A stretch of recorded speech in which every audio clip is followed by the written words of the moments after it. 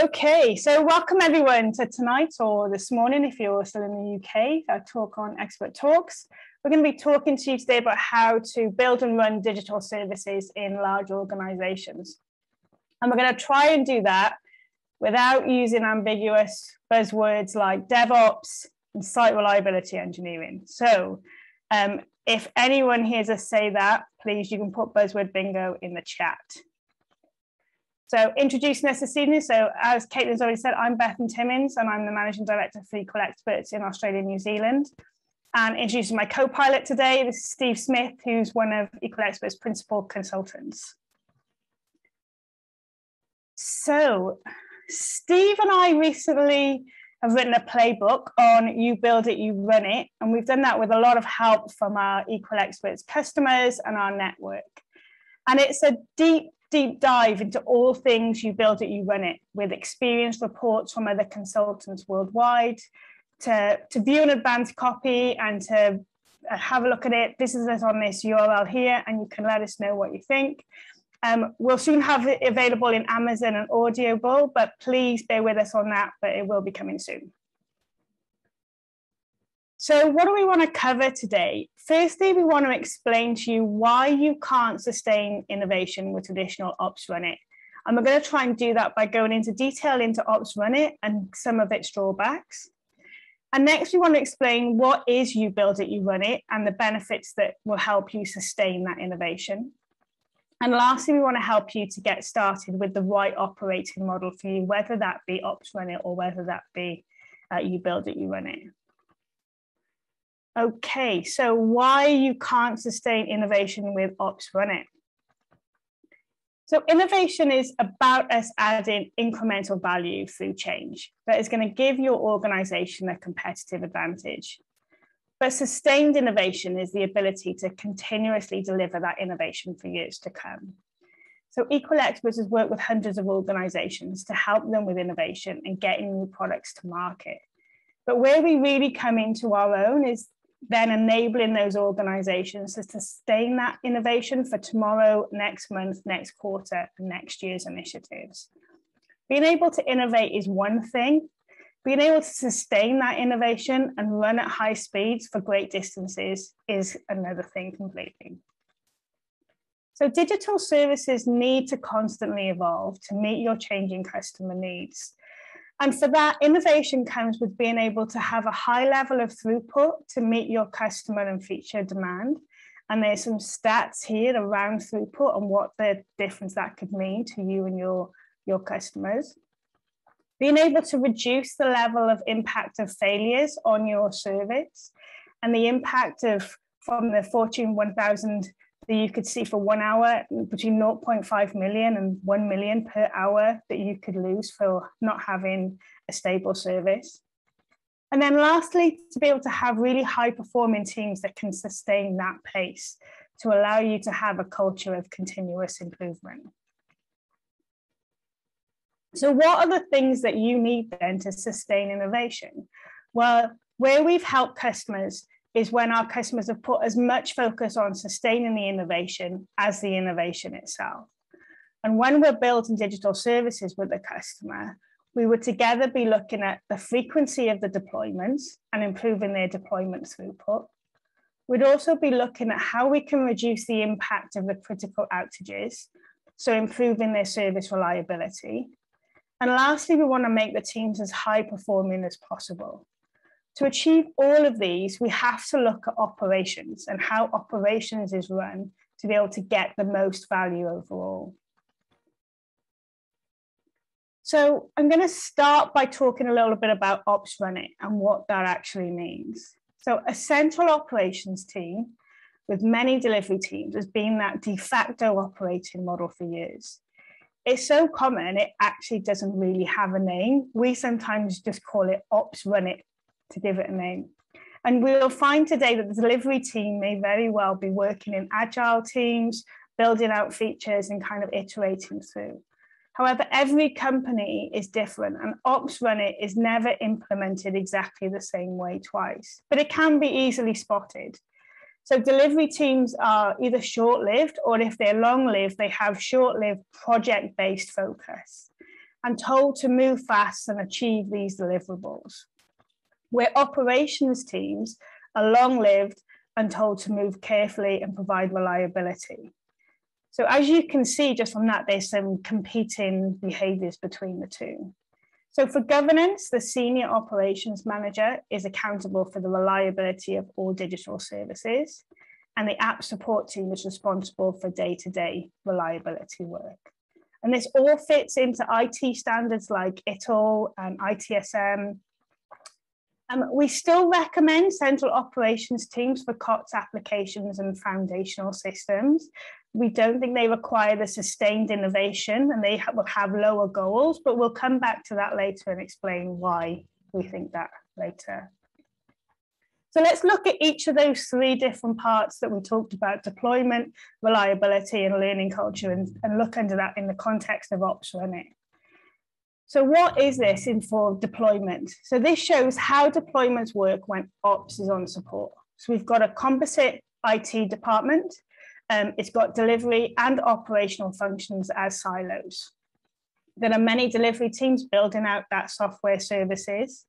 And in operations, there's a change management team running CAB meetings and an app support team doing the deployments. So how does that actually work day to day? So the delivery team adds a change request into the change management queue. It's approved or rejected in a CAB meeting. An approved change is then added into the deployment queue, and the application support team perform the actual deployment at the scheduled time.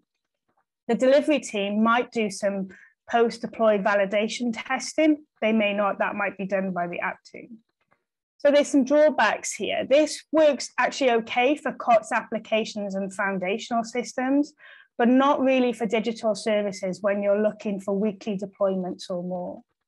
The three biggest drawbacks are: one, it's slow to approve change requests. It takes hours, days, or weeks to approve a change.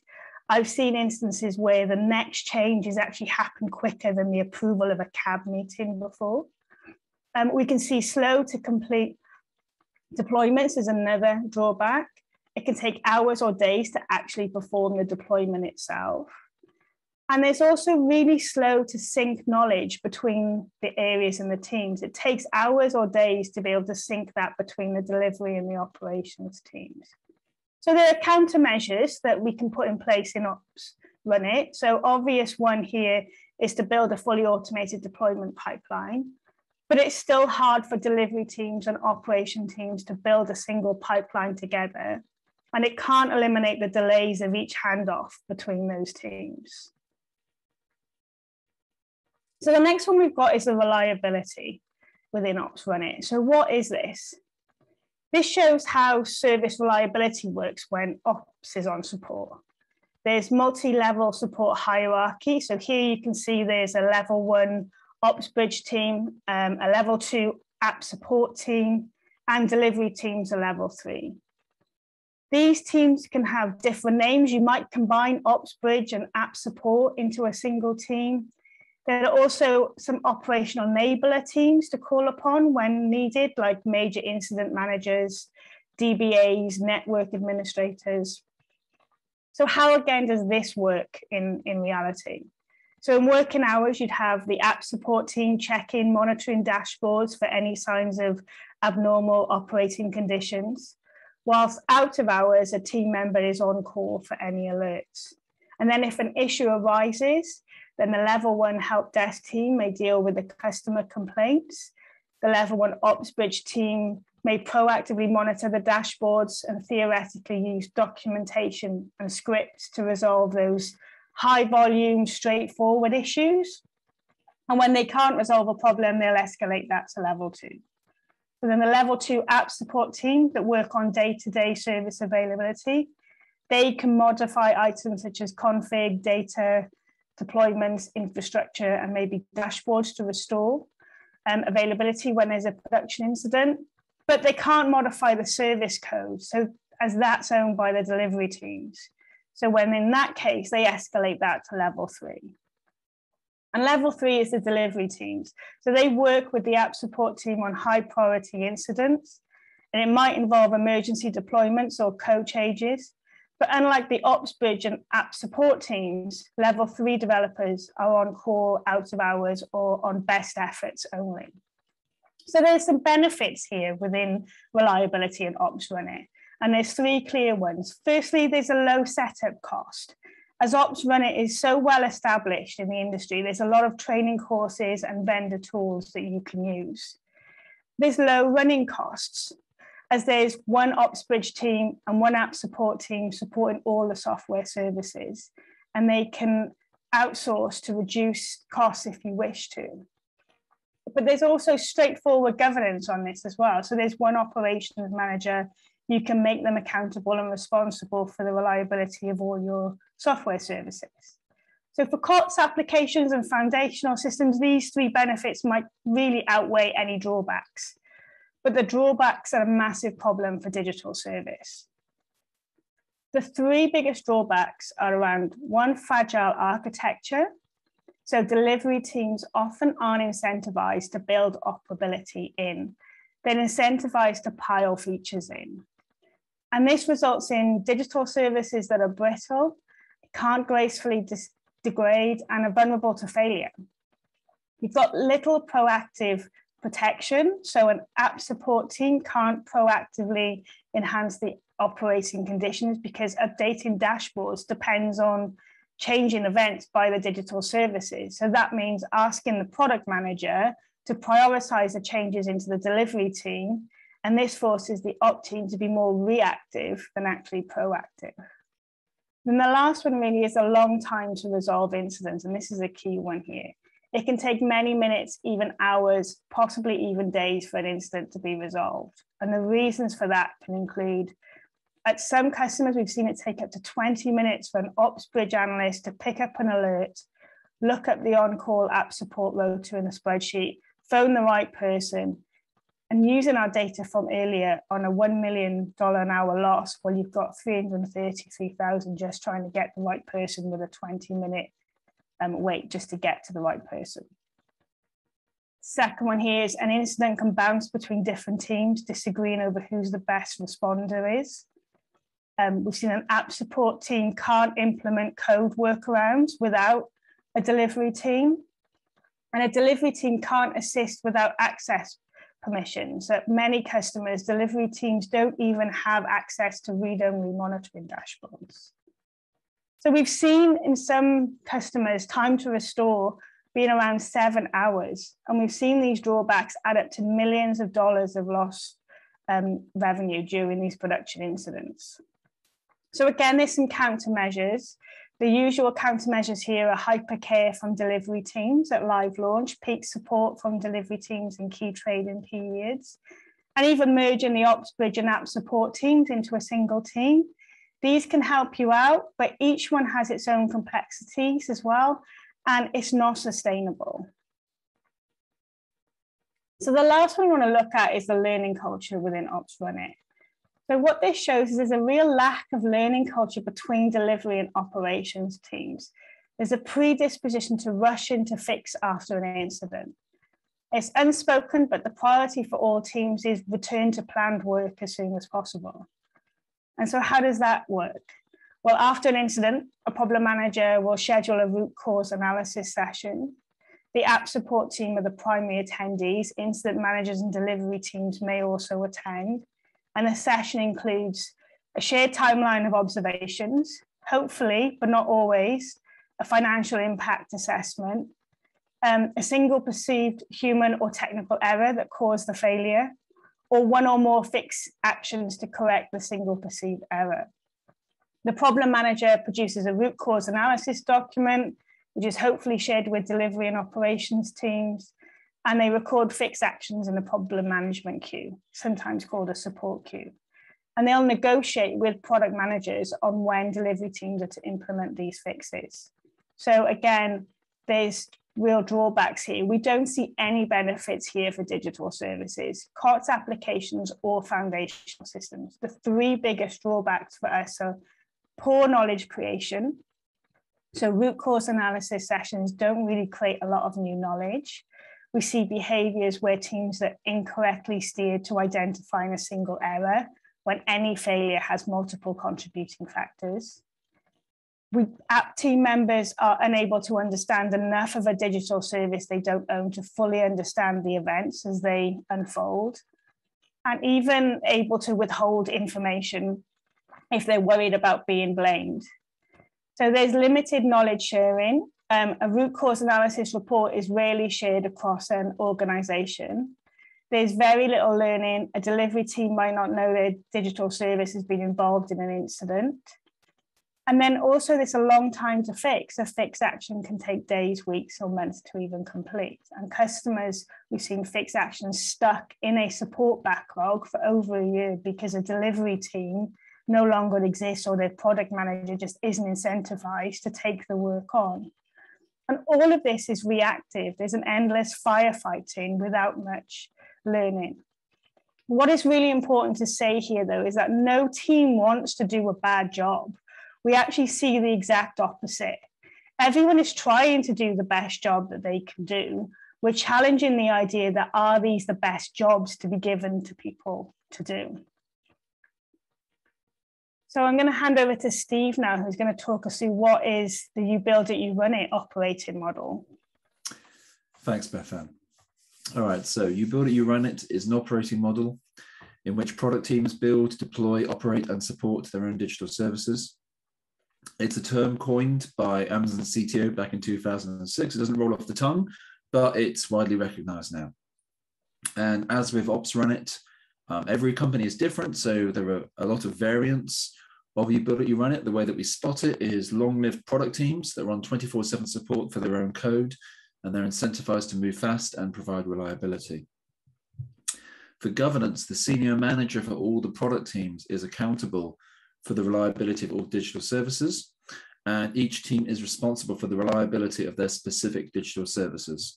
So in an ideal world, the senior operations manager has no accountability and no responsibility for the reliability of digital services.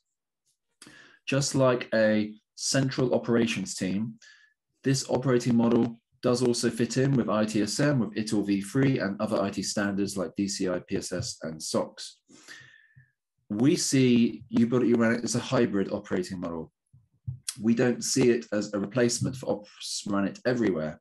We see it as a complementary thing, something that can achieve the long-term goals for deployment throughput, service reliability, and constant learning that a central operations team can't achieve through no fault of their own.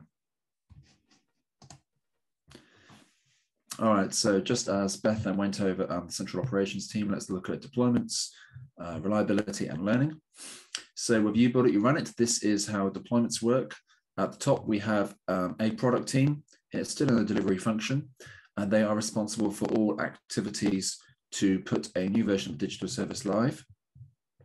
And at the bottom, we have a central operations team that's still responsible for putting COTS and foundational systems live. Often a delivery team will be doing a lot more configuration than coding around those kind of software services.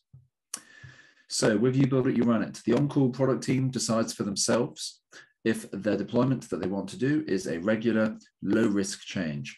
If it is, the product team uses a pre-approved change request. In ITIL v3, that's a standard change. If the deployment is irregular or high risk, then it goes through the normal CAB process with the same change management team in operations. When a deployment happens, unlike a delivery team being dependent on the app support team, the product team performs it themselves at a time of their own choosing, and they report their successful changes to the change management team. At multiple clients, we see product teams that are much more careful with deployment times than an operations team. Often they'll do all their deployments at 9 AM to give themselves an entire working day to fix any problems that arise.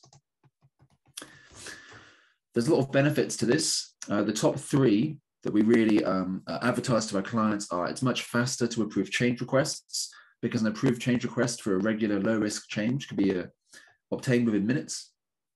It's much faster to complete deployments. The deployment process can be fully automated by the product team using a deployment pipeline, but crucially, there are no handoffs to other teams. They can do all the work they need themselves. And this is much faster to synchronize knowledge. You don't have to have any painful phone calls to hand over a deployment to an operations team. You just have to synchronize knowledge within your team. Maybe you're doing pairing, and that way everyone in the team has a much clearer picture of what's happening at any given time. Now, the main drawback with you build it, you run it, because it's not perfect, nothing is a high setup cost, and that's something we'll come back to time and again. It can take weeks to establish a new streamlined change management process. Even if it's just plugging in product team members into an existing change management process, that can be really fiddly. You have to sort out production access permissions for your developers. That can take time as well. All right, so reliability with you build it, you run it. So at the bottom, we have our central operations team, and they're still doing L1, L2, L3 support, as we all know and love. At the top, we have you build it, you run it. We have a product team. There's no multi-level hierarchy. There's just a swarming model. The product team are L1 support all by themselves. They do 24/7 support if necessary.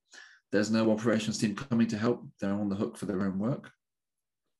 And for both operating models, we have this idea of operational enabler teams. So DBAs, incident management networks, they could be pulled in by an operations team or by a product team to help them out with a particular incident. So the way this works with you build it, you run it is in working hours, team engineers proactively observe their own service health checks, logs and metrics in different dashboards. Maybe they're using CloudWatch and AWS or something like Grafana. And out of hours, one of the developers is paid to be on call and on standby for any loss of availability. When an availability target is breached, the on-call developer receives an automated alert through an incident response platform like PagerDuty. They acknowledge the alert, and that automatically creates a ticket in a workflow system like ServiceNow or Freshservice. The developer diagnoses the incident themselves from their own innate knowledge gleaned from actually building the digital service for themselves. They can deploy any code changes needed, add infrastructure capacity, make configuration changes, and do whatever else is necessary. At some of our clients, a major incident manager from operations acts as an incident commander for high priority incidents. One of our clients in PagerDuty, we put in a big shiny button that just says declare a major incident. And if you push that button, it automatically calls the major incident manager on rota. And then you go for exactly the same incident management process that the operations team would use. As we've said, this is a hybrid operating model. So we still have our operations team, and we have our specialists in our operations teams working to help everyone. And there are so many benefits to this, it's hard to know where to begin. But if we concentrate on 4 of them. So first of all, developers are incentivized to create adaptive architectures. And by that, we mean digital services that are able to gracefully degrade on failure. That might look like circuit breakers. It might look like asynchronous calls on downstream dependencies. It might mean feature toggles, so you can gradually flip off features in the event of a crisis. It's possible to evolve proactive protection over time because unlike an app support team, a product team is able to amend the monitorable events that come out of a digital service because they own it all themselves. They can add new metrics, delete old metrics, refine metrics, add new logs, and constantly change dashboards to look at business metrics, as well as low-level technical metrics. There's plenty of companies we've seen where an operations team is really only able to change like JVM metrics on a dashboard because they don't have access to those all-important business metrics themselves. There's a lower number of call-outs with you build it, you run it. There might be a lump of them at the start, but again, because the product team are on call for their own work, because whenever they're coding, they're thinking at 3 a.m., it could be me that gets called for this. They're going to fix intermittent call-outs. They're going to remove alerts that aren't necessary. They're going to eliminate low priority faults when they're found. And they're going to minimize out of hours call-outs because it's in their own interests to do that. And we consistently see a shorter time to resolve incidents with you build it, you run it. Not because someone in an operations team isn't doing a great job, because they are, but because the product team receiving the alert have so much more knowledge about their own digital service. They have all the knowledge and tools they need at their disposal to quickly resolve a problem. We've seen potential revenue loss and operational costs being significantly reduced by on-call product teams. We see incidents resolved in minutes rather than hours. Now, there are 2 drawbacks here that need to be tackled. First of all, again, there's a high setup cost. It takes time to plug developers into an incident management process, to procure licenses for incident response tools, to enable production access rights for telemetry tools, and for developers to agree on that all-important out-of-hours on-call schedule. We recommend that an engineer spends about a week on call and 3 weeks off call, ideally. And the second problem is there's a risk of high running costs, and I emphasize the word risk there. Remuneration for multiple product teams on call could theoretically be much higher than a single app support team, but it doesn't have to be that way. If you've got, I don't know, 10 teams, 10 people on call for 10 services, and your on-call budget is like 10 times higher than it used to be for an ops team, okay, you're doing that wrong. That shouldn't be happening. We have a lot of detail on that in our playbook. That's not something we can cover today in detail, unfortunately. Maybe we'll pick it up in the Q&A a little bit. All right, so this shows how a product team fosters a learning culture, for instance. So rather than like a reactive culture and just rushing to fix stuff and then go back to your day job, there's a predisposition here to act on insights. After an incident, the priority is to acquire new knowledge and share it across the organization so that whenever a team is working on an incident, they're doing it with all of the available knowledge from the organization. So the way this works is that after there's an incident, a product team is allocated a period of incident analysis. Each responder documents their own version of events and any learning themes of interest.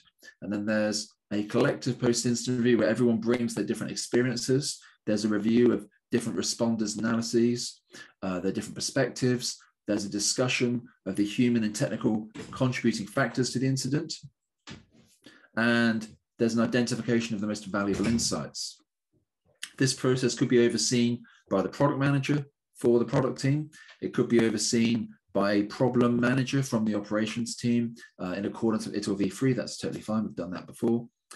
But whoever that person is, they are accountable for that newly acquired knowledge being blended into a compelling narrative and it being shared with the entire organization. There might also be internal presentations and walkthroughs. One of our UK customers started a regular, I think like fortnightly meeting called Everything is Fine after the internet meme, where people would bring in their chaos day reviews, bring their post-insta reviews and share what they'd learned.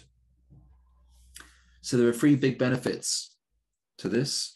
The first one is rich knowledge creation. Diverse perspectives from different people create higher quality insights into a digital service.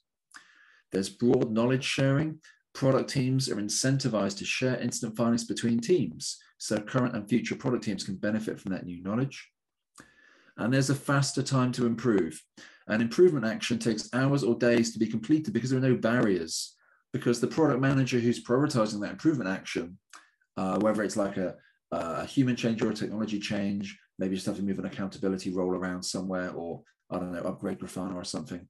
But the product manager understands all of that because they were in the post-incident review. It's not like with a central operations team where there's that support queue of months and months of tickets just waiting for product managers who decline to pick the work up. One of our USA customers, we've seen improvement actions implemented on the very same day as there are no handoffs to other teams. So this is all about encouraging a growth mindset on product teams, fostering strong collaboration and nurturing a learning organization.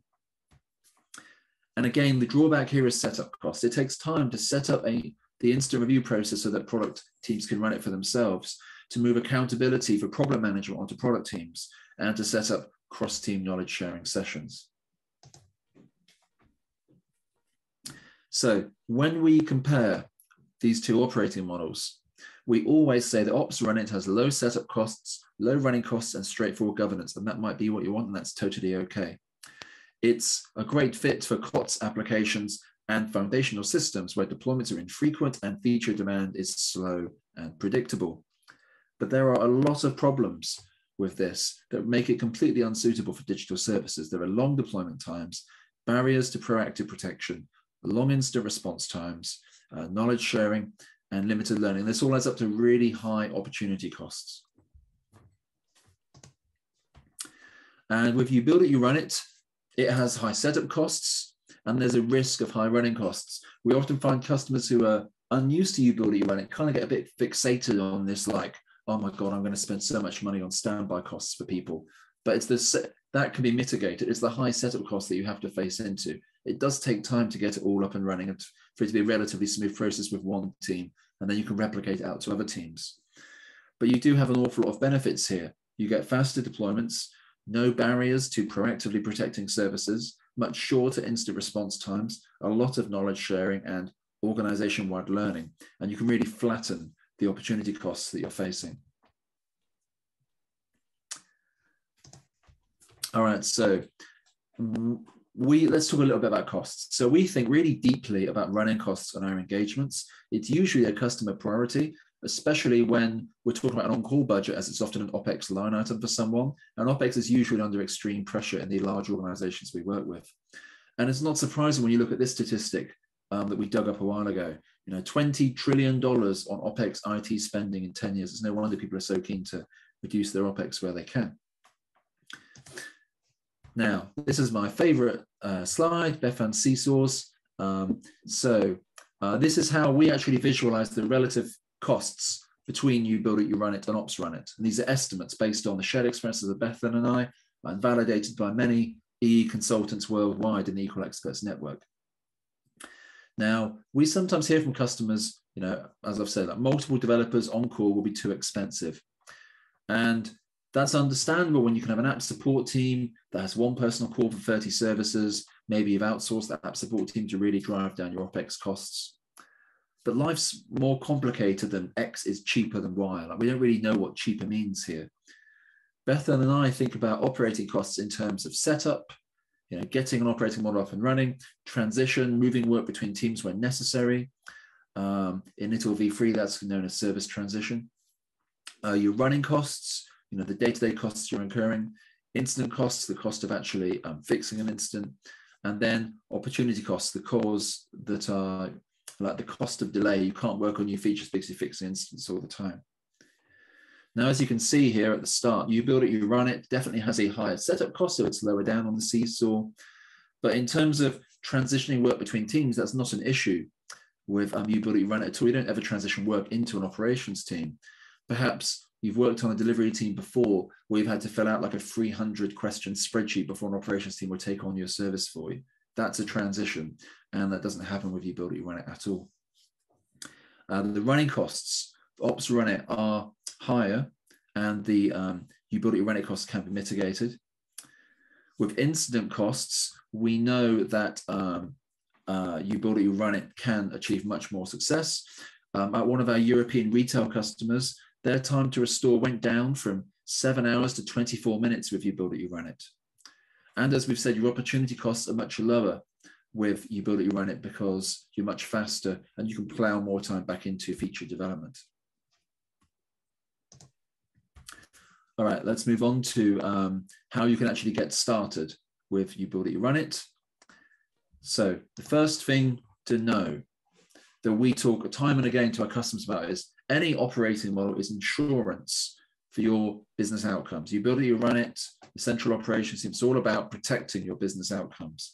You might need to protect a lot of revenue if you're a retailer. You might need to try and avoid a lot of costs if you're a governmental department. There's always a different mix involved depending on your organization. But the metaphor here is that we all know for home insurance that you have different levels of protection at different premiums. The more valuable the contents of your home, the higher the premium you pay for the right house insurance.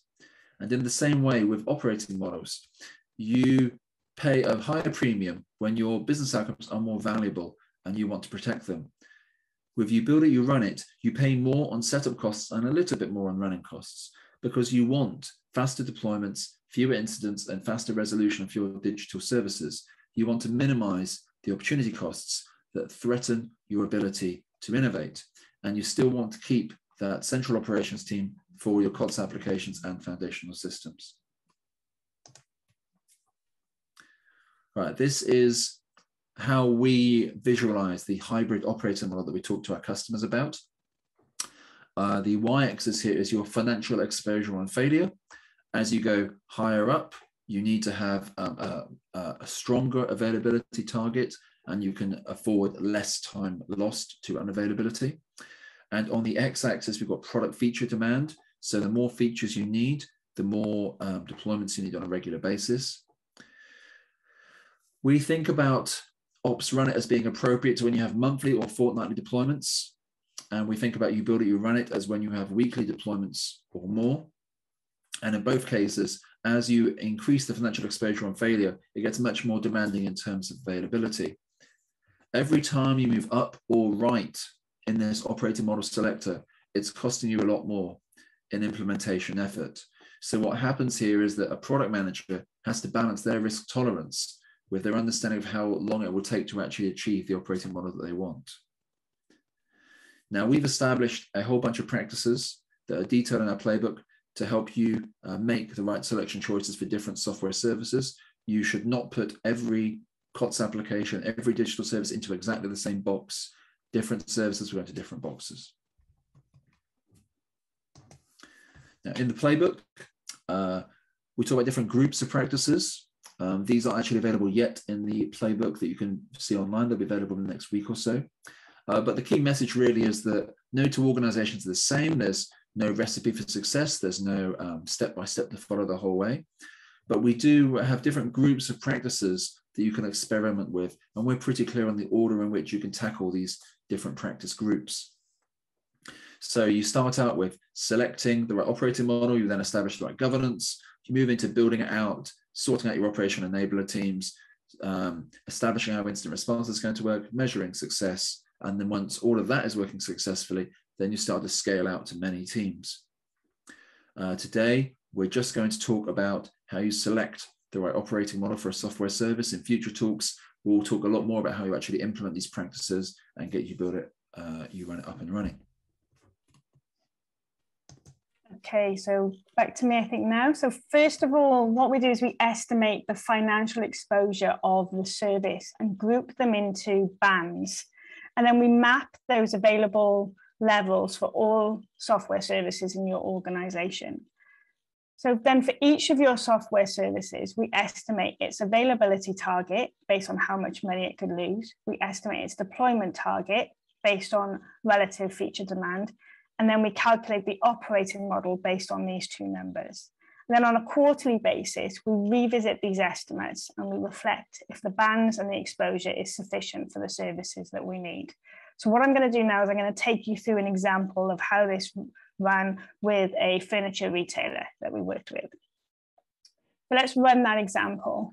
The first step is creating those financial exposure bands and availability levels for all of your software services that can be you can use to categorize. And we've created bands here of 800, 170,000 and a 0. They're the bands that have been created. Then a financial exposure band is a range of the revenue losses and operational costs a software service could incur on failure. Then an availability level is a desirable amount of availability. It's expressed as a number of 9. Some of you in software will have seen this a lot before. So an availability level has a tolerable amount of unavailability, and you just subtract 99.9% of the hours of a week. The more 9s, the more implementation time you'll need. You factor your financial exposure bands to some availability bands. It doesn't need to be perfect. It's all a bit arbitrary at the start. You just give it a try. And then live incidents incur actual financial losses. You use that data to reassess all of your financial bands and availability levels. So here's the example of the large global retailer we work with in Europe, and they sell mainly furniture. They had a pre-existing architectural policy on financial losses and unavailability per incident that hadn't ever been used, and it was a starting point for our calculator here. So step 2 is to actually ask the product manager to estimate the financial exposure for their software service. And you can use their business proposals and service forecasts to arrive at that estimate. We estimate by hour. It's easy to reason about, but once there's an estimate of financial exposure, you can fit a service into that financial exposure band that gives you its availability target. So our furniture retailer had a third-party e-commerce platform. Its product manager estimated a high financial exposure in an hour. They fell into the highest exposure band and had a 99.9% availability target. They also had an appointment service, which was experimental. it had a low exposure per hour, so it could be granted a low availability target. And then there was a bedroom service, which was a relatively high exposure per hour, so it had a high availability target, but it wasn't the highest. So now we've calculated the availability targets for the software service based on the financial exposure. We know where they fit on the y-axis of our operating model selector. Next, we want to calculate the deployment targets for the same service based on their feature demand to find out where they fit on the x-axis. So step 3 is as simple as to ask the product managers to estimate the feature demand for their software service. They can use their business proposals, again, to forecast this, and we ask them to estimate from low to very high and match that onto the deployment frequency, so it's easily understood. Our furniture retailer saw low demand for any changes on its e-commerce platform, so we targeted monthly deployments. And the product manager for appointments said that relative to the e-commerce platform, there was a high demand for their experimental service, so we targeted weekly deployments. And the product manager for the bedroom service reported very high demand, saying it was a really successful service with innovative features. They were targeting daily deployments. So use your twin inputs, availability target and your deployment target, to then pick an operating model. The higher the targets, the more you need you build it, you run it.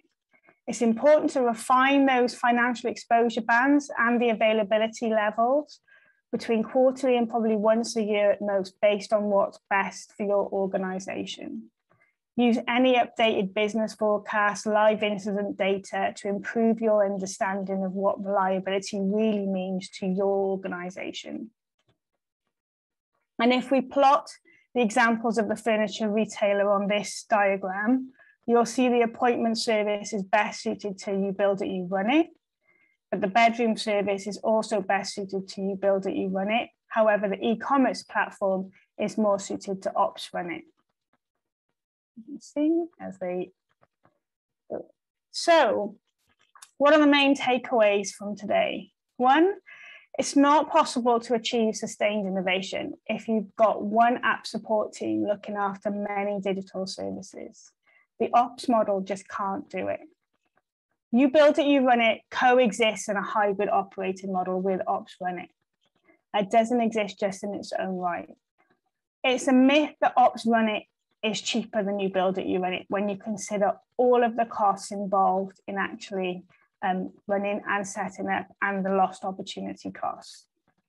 And lastly, getting started by establishing how you build it, you run it will be selected on financial exposure and your feature demand.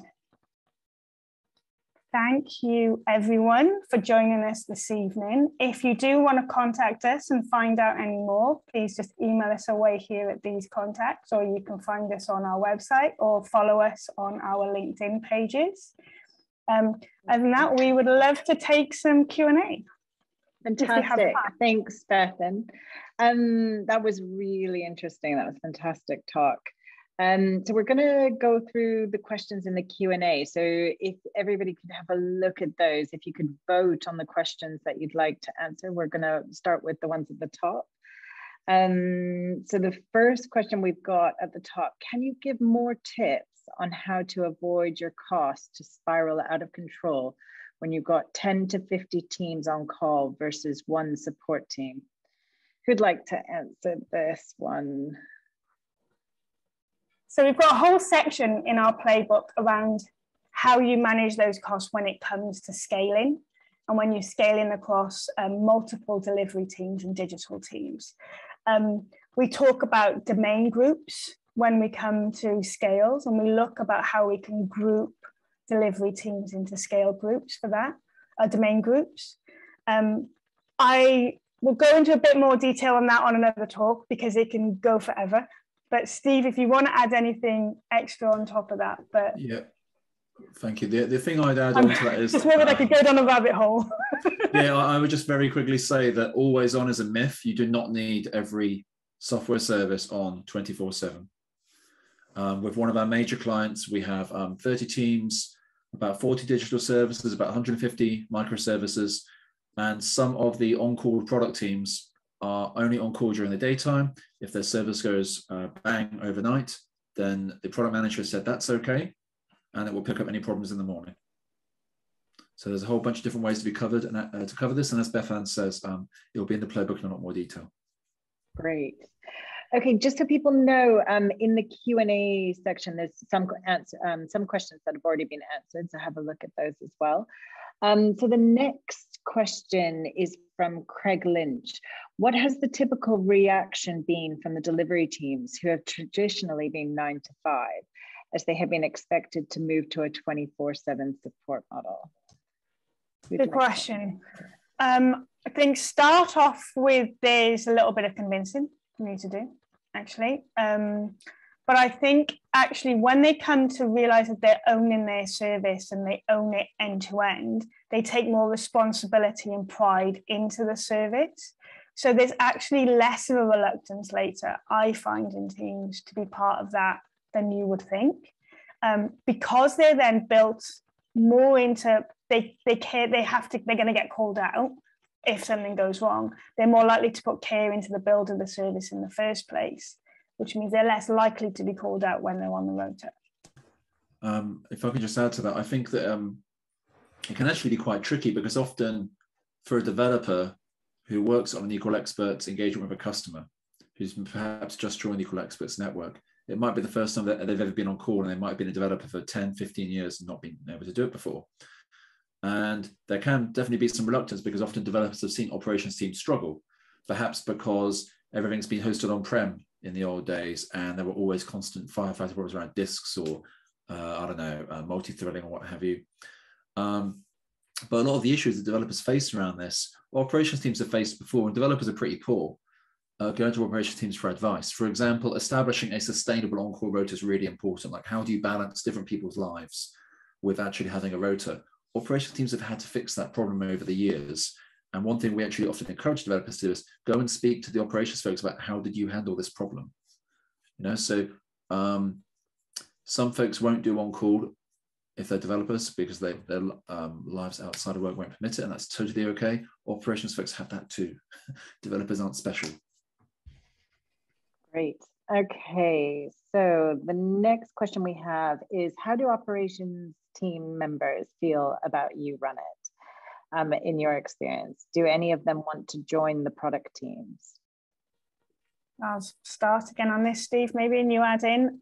So I think firstly, there's reluctance, they're unsure about what that means for them and what that means for their role and their job within an organization.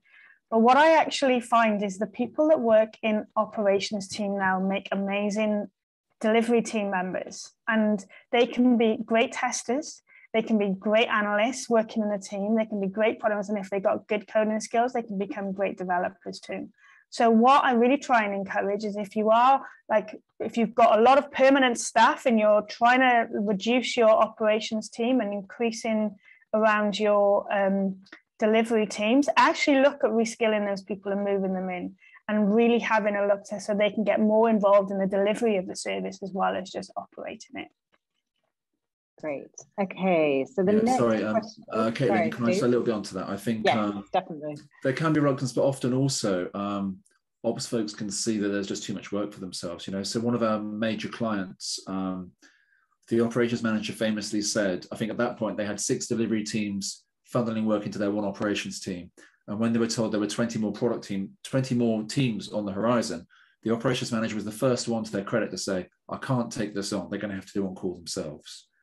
You know, so that person wasn't trying to like build an empire or control everything. They were very concerned about the impact on the overall website, because they just couldn't cope with the demand on their team, which I thought was a great way to start that conversation about, well, let's have developers manage these services and you manage the COTS applications that underpin the website as it is. That's fantastic. Okay, so the next question is from Jake Hoggins. How do you approach the hearts and minds problem if you have a delivery development team which is not currently expected to be on call or provide out-of-hours support? I can take that one very quickly, Beth Ann. So I think the main thing around this is to let people know as early as possible they're going to be on call. So I think, Caitlin, you mentioned you work on the HMRC data platform. One of the changes that Equal Experts instigated that on the HMRC tax platform back in 2016 was when someone new signed up to work at the tax platform, the first thing they got was an email address, and the second thing they got was a PagerDuty ID. And we deliberately designed that system so the developers were told at the very start, hey, you're going to be looking after this service in the daytime. There's going to be no operations help, you know. And I find the hearts and minds problem is much challenge from a problem. It's much more difficult if you tell people at the last minute, by the way, you're going to be on call. If you tell people really early on, they have time to get used to the idea. I find it much easier. What do you think, Bethan? Yeah, no, I think the same. I also think to recognize that people do have lives, right? And as Steve said, those people had lives for operations teams as well as development teams as well. So you have to be listening to your teams to find out, is there a reason for them not maybe wanting to be on call or can't be on call, and what is those reasons behind it? So don't just take it as a blanket, no, yes, there's sometimes some conversations to just be had. Great. Okay. So the next question, so we've got 5 minutes left, so we'll try to fit one or two more in. So we've got Martin Chesborough. Why are you proposing different models for digital service and COTS and foundation systems? Let's say I am developing changes to a website via a COTS product. Which category does this fall into? At Equal Experts, we recognize that every company is different, that there's never one silver bullet for everything. You build it, you run it is not a silver bullet. It is not appropriate for COTS applications because you don't need to deploy them so frequently. And by deploy, I mean make significant code changes. You might be doing configuration changes on a reasonably regular cadence. But if you already have an operations team looking after that COTS application, then I suspect it's totally fine for them to continue to look after it. If you have a COTS application underpinning your website, maybe some kind of e-commerce vendor product, if you need to be deploying that daily, then something's wrong, okay? And we probably recommend that you look at slowly replacing that third-party vendor product with your own microservices, API first or whatever, you know, so you can actually keep up with demand, because you aren't going to be able to push changes through a COTS application that quickly. What do you think, Beth? One thing I would add to it is we're trying not to be quite so specific around digital or COTS products. What we're trying to say is use what the demand that you need for your service and your availability needs are for your service, and figure out what's the right model for you in that particular service. Most of the time, COTS products don't need to have the demand as much as the digital services do. And there's some questions around the availability of it. Sometimes they need to have higher availability, sometimes not so much. But really, you're finding that most COTS products do tend to move to the left. Also, some COTS products, they're completely managed by the vendor who provides the COTS product. So that in itself is an ops model, because you're not the team using it, they're running it for you. So that's what we mean by the COTS and digital services split. Cool. Thanks, Bethan. Okay, one last one. We'll try to squeeze it in the last minute.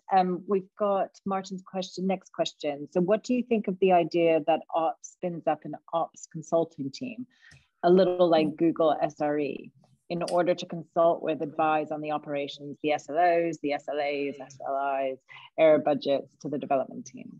Yeah, so I think that's a really good question. As we said at the start, we aren't real fans of buzzwords at Equal Experts. SRE we've written a bit about before on our website about, I think it's on our blog called What You Probably Do and Don't Need from SRE. It's worth checking out about the bits of SRE that are good and the bits that you just don't need if you're not Google. On a lot of our really large scale clients where, you know, they have 30, 40 teams, we often build a digital platform, and as part of that, there'll be a platform team that's responsible for consulting into teams, helping them to improve the reliability of their services. We sometimes call it an enablement team. Sometimes people call it a developer experience team. Like, I don't really care, whatever the client wants to call it is fine by me. We have a separate digital platform playbook on equalexperts.com/playbooks that talks about that in much more depth. Bethan, what have I forgotten to say about that? Nothing. Can't add any more to that, Steve. It was awesome. Fantastic. Well, thanks everyone for coming today. Thank you, Steve and Bethan. Thanks for joining us. Here you can, at this link here, you can see past and future talks. So jump on, you can share this with your colleagues. And if you want to know anything more about Equal Experts, please come to our website as well, or reach out directly to Bethan and Steve. They've popped on some details as well. So thank you, everyone. Thanks for coming. Thank you, everyone, for coming. Really appreciate it. Thanks, everyone. Thank you.